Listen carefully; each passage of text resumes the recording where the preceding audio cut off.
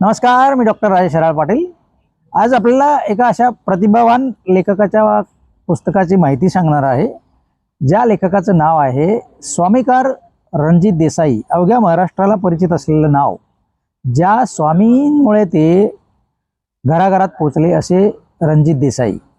रणजित देसाई यांची पावनखिंड, स्वामी, माझा गाव आणि इतर समिधा यासारख्या सामाजिक विषयावर त्यांनी प्रचंड लेखन केलं आणि या लेखनातून त्यांनी सामाजिक संतुलन कसे राखता येईल यावर त्यांनी भाष्य केलं।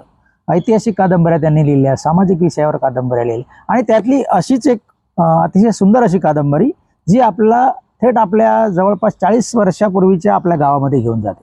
तिचं नाव आहे माझा गाव। जी पिढी 1970-80च्या दशकामध्ये जन्मलेली आहे, या पिढीचं प्रतिनिधित्व या पुस्तकामध्ये आपल्याला बघायला मिळतं।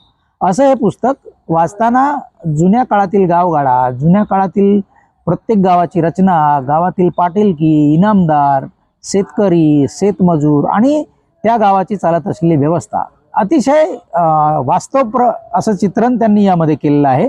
आणि हे सर्व पात्र त्यांनी स्वतःच्या आयुष्यातून, स्वानुभवातून घेतलेल्या घटनेतून त्यांनी यामध्ये उतरवलेले आहेत। अतिशय सुंदर असं पुस्तक माझा गाव रणजित देसाई।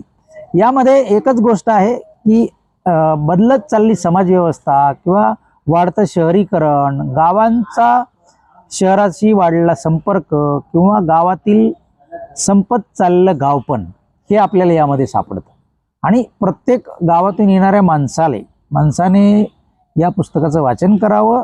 कमीत कमी निदान फ्लॅट संस्कृतीमध्ये किंवा शहरी संस्कृतीमध्ये वाढणाऱ्या मुलांना आपला गाव पूर्वी कसा होता याची माहिती यामधून निश्चित मिळते आणि त्या काळी समाज कसा होता, समाज व्यवस्था कशी होती, समाजातील प्रश्न काय होते आणि त्यामध्ये एक प्रत्येक माणसामध्ये माणुसकी कशा प्रकारची होती यावर भाष्य करणारं अतिशय सुंदर असं पुस्तक माझा गाव प्रत्येकाला आपल्या गावामध्ये घेऊन जातं।